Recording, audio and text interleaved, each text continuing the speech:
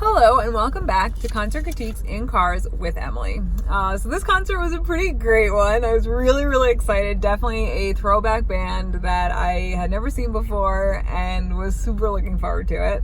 So the venue was the City Winery, DC. So getting there was actually pretty easy. I left from Silver Spring and traffic wasn't terrible. It was pretty typical. So that wasn't, again, super terrible. And then parking, I parked in the same garage that I did last time. Definitely more confidently, even went in the right exit this time when I went to go get my car at the end of the show. So that was good. So yeah, let's get into the show. So the band was Vertical Horizon, and again, just like so many good throwbacks. I must have listened to that CD thousands of times, like 10 years ago, and the minute they started playing songs, I was like, oh my gosh, that's totally like, this song is so good. So that's gonna be a lot of what I was talking about, but there was no opener, so it was just Vertical Horizon. So they came out to like music, and then they started playing like kind of right away, and so the very first song was We Are, and I totally knew that I knew that song. But before they actually really started playing it, the lead singer kind of said hello and had the crowd do some like heys and hoes and start kind of singing. And then they played the song. And again, it was just like such a good, like, oh my gosh, that's right, I totally know this song. And you know, you get to the chorus and you're like, oh, I like totally know this song. So yeah, it was really a cool song to see live. Then they played a song that I did not know, and it was okay. I mean, it had a really abrupt transition from the chorus to the bridge, so that was like jarring, and I was like, whoa. But not in a bad way, just like that was something that stuck out to me in that song. And then they played Send It Up, which was just such a great third song. So good. So upbeat, and just like letting the crowd sing the chorus a couple times before they started was so great. And the first two times he's like, yeah, like it's okay, but I think you could do better. And then the third time he was like, just pretend that you've had 2 more beers than you currently have now. So like just super fun, super great song. Really liked that song. So glad that I got to see that live. Then he talked about how Everything You Want, which is the album that I know the best, is 20 years old this year, which is like so crazy to think that I've been listening to this music. No, I mean, I definitely did not listen to it when I was like 10. Is that possible? Anyway, super cool. Like that it's just such a like consistently good album from start to finish, and that it's just like lasted so long. Anyway, so then he was like, well, it like kind of depresses me because it's so old, so let's pretend it's 2 years old. So then every time they would play a song off the Everything You Want album, he would say, okay, we're gonna play a 2-year-old song now. So again, he's just like a funny like lead singer, so that was kind of like a nice little touch, I thought, throughout the whole show, and it just kind of kept coming back to that. So then All of You was played, and like I said before, just so fun to see a song that I've known for years and kind of forgot about, and you're like, oh my gosh, I totally know this song. The next song was a newer song called One Day, and I really liked the music. I liked how he kind of changed the word love at the end of the chorus, and I really liked the bridge, and I liked the music after the bridge too. So yeah, really liked that song. Definitely gonna have to listen to that more so than I was already listening to it. Then he talked about how the guy from Rush, I guess he like loves Rush, big Rush fan, and so he's actually worked with one of the Rush in general, but Marks is the last name. I don't know, Rush fans, please comment, let me know what his name is. And I want to say Richard Marks. If I'm wrong, I'm sorry, Rush, and I'm sorry, Rush fans. But yeah, so he talked about how in working with him, the piece of advice that kind of stuck out to him the most was, if the song is long, just let it be long. Like, don't chop it because you think it should be shorter. And he kind of talked about how he had done that in the past, and like, oh, this could get on the radio if it's this short versus like if I keep it long. And then he was like, so I'm just letting you know this song is long. And he also said that he's like, this song also doesn't have any rhyming in the verses. And I really liked the song. I thought it was really good. I did think that the lyrics were really good. And it's funny because at first, like, the music really didn't grab me. I wasn't like a huge fan of it at first, but then definitely towards the end, the music like built and it just got like much better. And yeah, like they like really were rocking out towards the end, which made it so fun. Like, I love when the band gets super into it, and the crowd definitely was into it, even if they didn't know the song. Just the way that the band was just so passionately playing. I mean, the guitar was fantastic, the lead singer was fantastic. They were just, yeah, really definitely did a good job. And it's funny because like the bridge of that song had like, it was just straight up synth. Was not a fan of that part. So pretty much like the first half was not great, and then the second half, which was just like instrumental after that synth part, was just like fantastic. I really liked the end of that song. Definitely a good way to end a long song for sure, especially because I wasn't a huge fan of the like super beginning, and then like after that beginning part I enjoyed the like lyrics and the music more. Really didn't like the bridge, but then loved everything after the bridge. So yeah, that was definitely a nice surprise. Miracle was next, and he talked about how he lived in New York and was just feeling really lonely, even though there were a lot of people, and how he was like wanting the band to do really well. And yeah, so again, just like hearing that song was just like so fantastic. I was so like, you know, he told you what song is gonna play, and I knew the song, and I knew that I knew the song, but those like first 4 notes was just like, oh my gosh, guys, this song is being played right now. It was just so fantastic. I really liked that song. It was really cool. So then he went back to talking about the guy from Rush, and I guess they did a song together on like a collaboration CD, but it's also on their new CD that just came out in 2018. So they played, it was called I'm Not Running, and it was acoustic, but he had an electric guitar, so the rest of the band was off the stage and it was just him.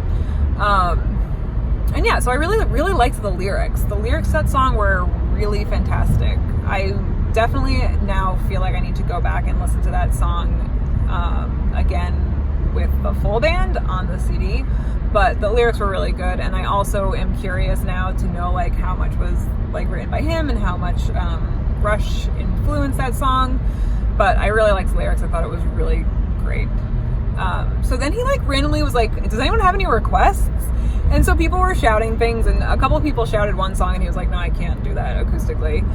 And then someone said Inside, and so he was like, ooh, Inside's like a really good one, like, yeah, let's do that. And he was like, but I'm not gonna lie, I don't know the lyrics. So this guy in the front, like right next to the stage, pulled up the lyrics on his phone. He's like, yeah, do that, pull up the lyrics on your phone so I can like check them if I forget. And so that was like pretty cool. So he sings the first verse, which was fine. He's like, oh yeah, no, this is good, I'll remember. So he sings the first verse, and then like kind of starts to sing another part of the song, but then just kind of stopped, like was like, wait, hold on, let me get the phone. And so he like leaned down and picked up the phone, and then he was like, oh, sorry. So he stopped the whole song. And then right before he started playing, he goes, don't worry guys, this will totally be edited out of the DVD. So he's just like a funny guy, and clearly, you know, made a mistake, but just kind of made it part of the show, which was awesome. And yeah, and so like afterwards he was like, oh, you know, like sometimes I like to try to play songs that we haven't played in a while, and sometimes they work and sometimes they don't, but I honestly think it worked. I didn't feel like I was upset about him stopping in the middle of a song. And yeah, so it was just like really kind of a fun, definitely different. I don't know if any other show had this on this tour so far, so yeah, it definitely made it give a very unique feel to the show for sure. So that was really cool. And then after that, where are we going? Okay, so then they played Give Me Back, and that was one of the songs that I was like, I definitely know this song, and I couldn't put my finger on it until the chorus, and I was like, oh my gosh, of course I know this song. So yeah, I like love the bridge to that song, love the bridge, and when they played it, I was like, got the chills. I was like, oh my gosh, this is so excellent.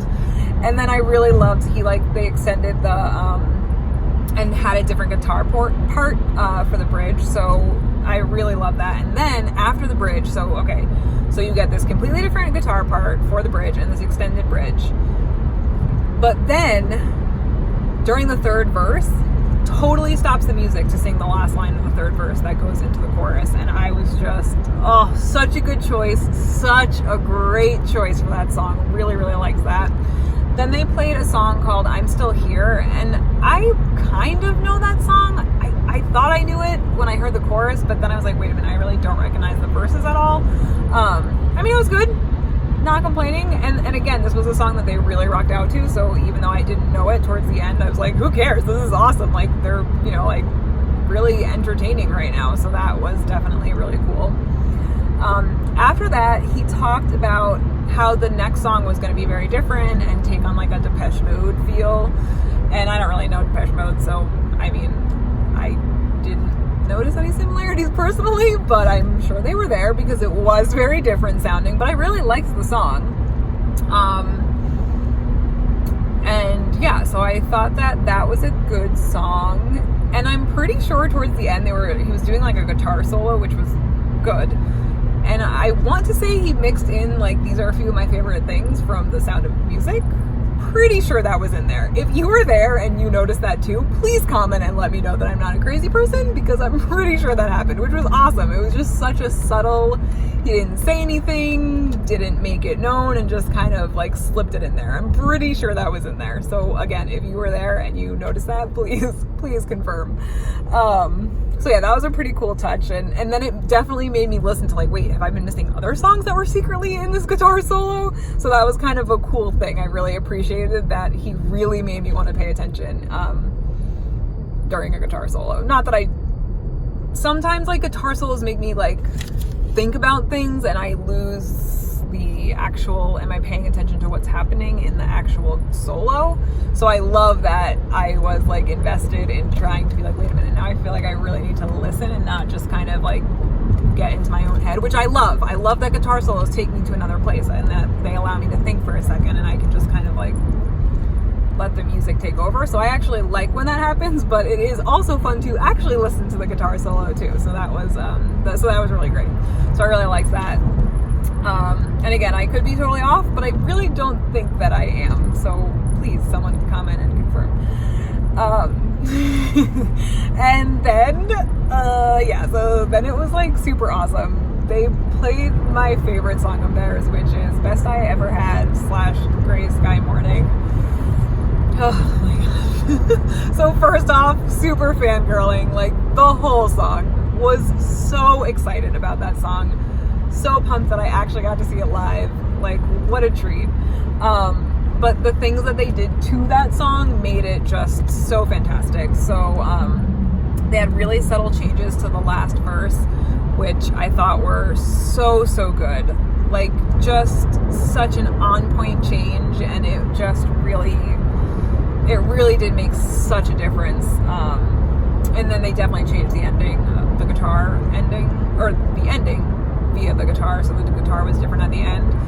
And again, I love any change, so it was really great. I was really excited about that song, and the fact that just those subtle changes, which I really love, especially live, was just so good.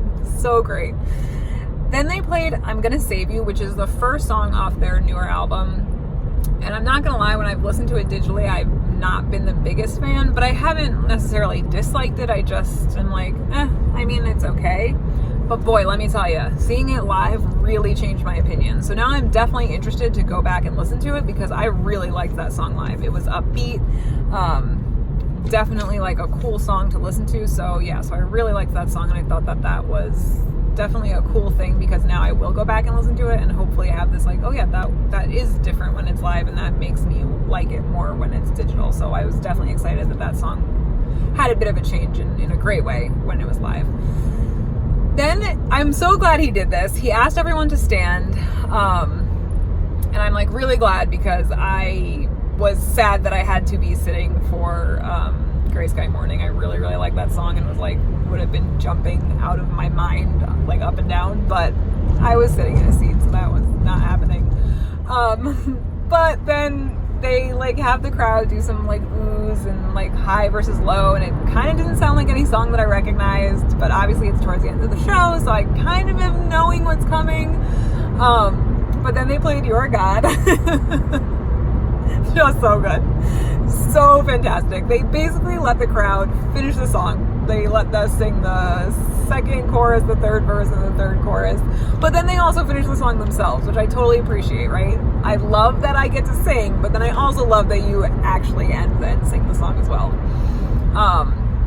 And then so after that, they played Everything You Want, which was just like, again, seeing that song live was just such a treat. It's such a cool thing. You're like, I know this song, love this song, rock out to this song in my car, rock out to this song anywhere I listen to it, and now I get to rock out to it in real life. Like, it was just so great, so great. And again, they let the crowd sing, so that was pretty awesome. And I even love, so they let the crowd sing the last chorus, which is when he says I instead of he. So love that, like, just in general in that song, but then like we got to sing it, but then he sang it too. So again, I really like that I got to sing it myself, but then I also got to hear him sing it. So then after that, they went off for like literally a second. I cannot describe to you how quick this leaving for the encore was, which I think was purposeful because people were standing. So I think the longer they went off the stage, people would have started to sit down, and then some people would have been standing, and it would have been like an awkward, am I supposed to be sitting? Am I supposed to be standing? And then it's awkward to like have to be like, okay guys, like let's stand up one more time. So I think that was intentional. They like pretty much just walked off and then came back on just to kind of make it clear that that was the encore, but then also have people remaining standing. So wise choice. I think that was definitely a smart thing to do, because I think it would have gotten really awkward. I didn't know the song that they played next, and it was like slower vibe-wise, and yeah, I wasn't a big fan, especially after those two songs, You're God and Everything You Want. It was just like, why kill the mood? For me, I don't, maybe other people were super excited about hearing that song, but it was slower, and it, again, like just came after these two really strong, exciting songs. But yeah, so I was not a huge fan of that one. And then like towards the end, they made the crowd do all these like hays, and like it just kind of got long, and I was like, all right, like, is this song done yet? Like, I'm so mad that was the second to last song. It just really bummed me out, because the like 4 songs before that were fantastic. And then they went like right into Finding Me, which again was like a super great throwback. Really excited to see that song live. But I definitely wish they would have just stopped at You're God and Everything You Want, because let's face it, those are the 2 songs pretty much everyone came for. I mean, I went for Gray Sky Morning, but okay, so score. I mean, there was no opener, so that's cool.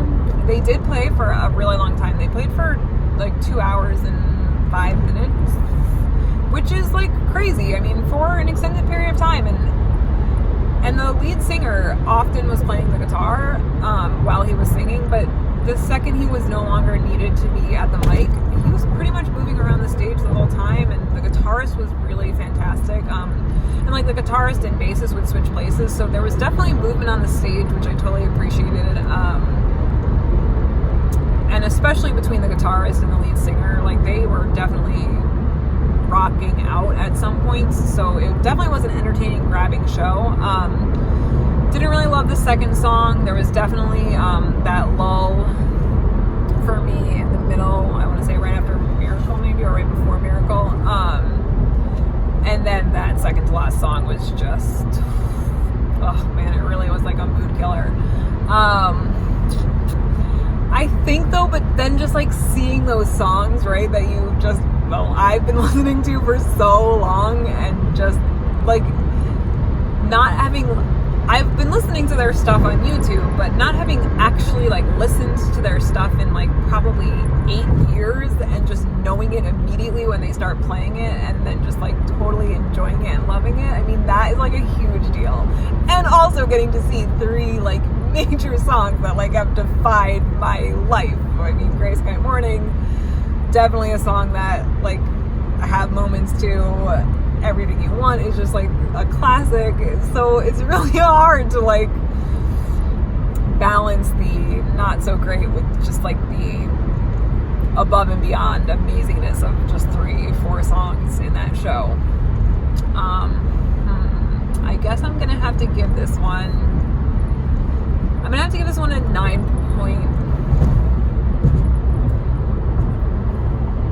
I'm gonna give this one a 9.25 because it really was just so amazing. I really wish they hadn't played that second to last song. It really killed the mood. And again, like, of course there's going to be like highs and lows in any show, and the lows weren't even really that low, and with the exception of that second to last song. Really killed the mood for me personally. So yeah, 9.25. The highs were just like so amazing. I mean, seeing those songs were just, it was incredible. So let me know what you think. If you were there, if you weren't there, if you went to a different show, maybe they did something different that we didn't get to see in DC. So let me know. Like, subscribe, comment, and I will see you guys next time. Bye.